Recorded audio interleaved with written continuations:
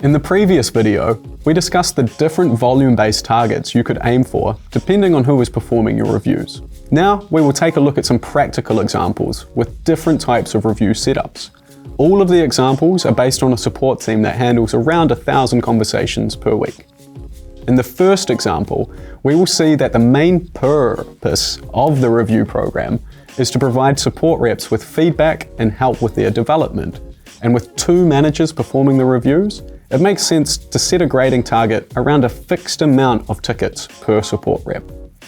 With each rep completing roughly 100 conversations per week, you would want to provide them with at least 5 reviews per week for consistent, regular feedback.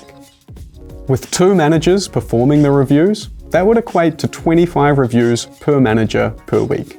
This is an achievable target if the manager has dedicated time in their schedule to complete the reviews. Let's take a look at a similar scenario, this time with the team doing peer reviews.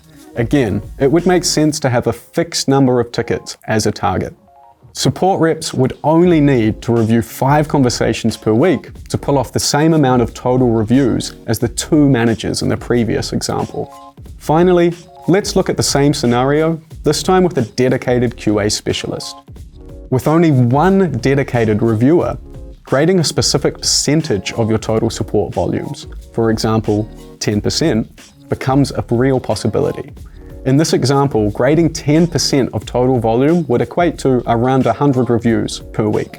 This is doable for a full-time employee, while also giving them time to work on reports and analysis. If the review assignment is balanced, then that would also equate to 10 reviews being received by each support rep.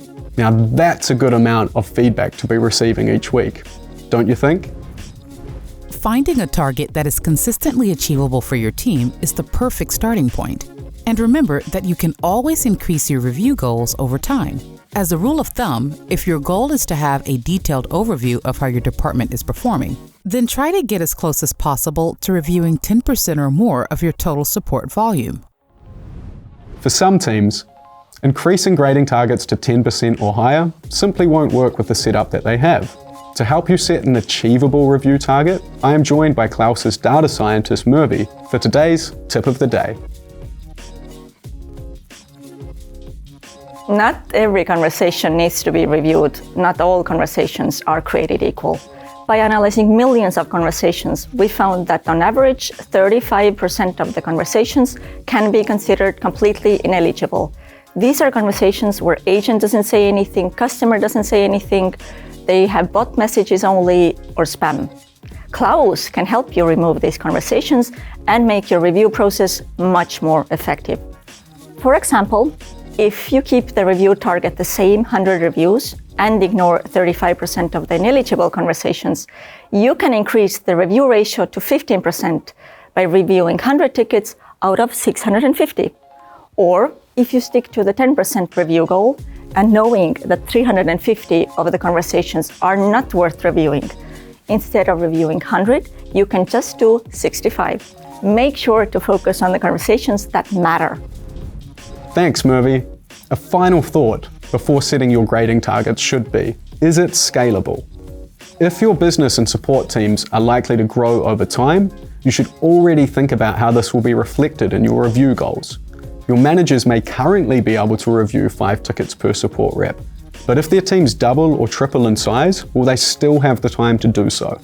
If your support volume continues to rise and you can't afford to have your support reps offline while they perform peer or self-reviews, your quality program will begin to fall apart pretty quickly. The simplest way to prevent these situations is to consider hiring a dedicated QA specialist as early as you can.